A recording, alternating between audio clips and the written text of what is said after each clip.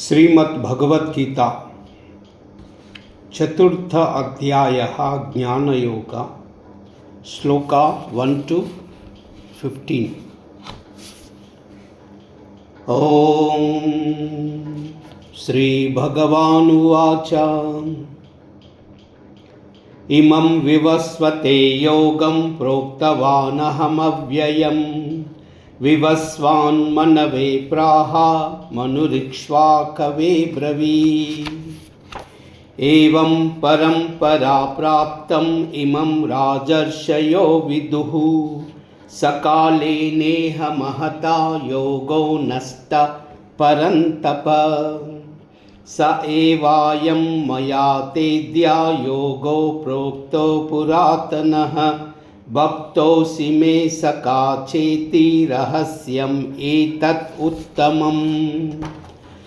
अर्जुन उवाच अपरं भवतो जन्म परं जन्म विवस्वतः कथमेतत् विजानीयाम् त्वमादौ प्रोक्तवानिति।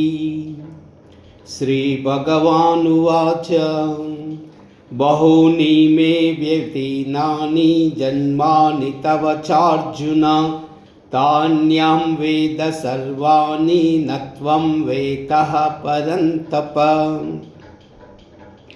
अजोऽपि सन्नव्ययात्मा भूतानामीश्वरोऽपि सन् प्रकृतिं स्वामधिष्ठाय सम्भवात्मा मायया।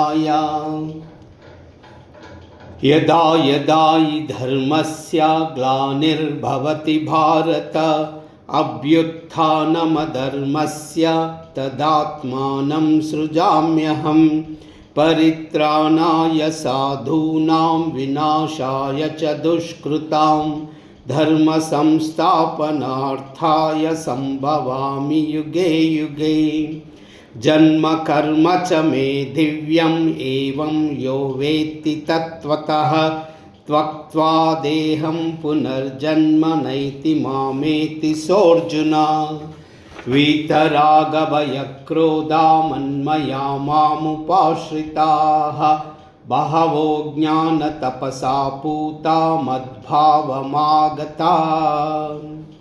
ये यथा मां प्रपद्यन्ते तांस्तथैव भजाम्यहं मम वर्तानुवर्तन्ते मनुष्याः पार्थ सर्वशः काङ्क्षन्तः कर्माणां सिद्धि यजन्तय देवता क्षिप्रं हि मानुषे लोके सिद्धिर्भवति कर्मजाम्।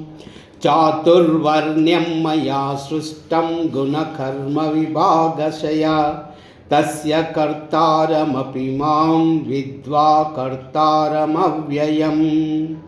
न मां कर्माणि लिम्पन्ति न मे कर्मफले स्पृहाः इति मां यो विजानाति कर्मभिर्न स विबध्यते।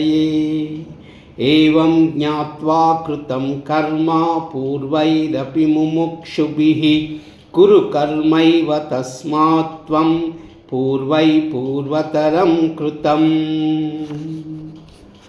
ॐ श्रीकृष्ण परमात्मने नमः। ॐ श्रीकृष्ण परमात्मने नमः। ॐ श्रीकृष्ण परमात्मने नमः।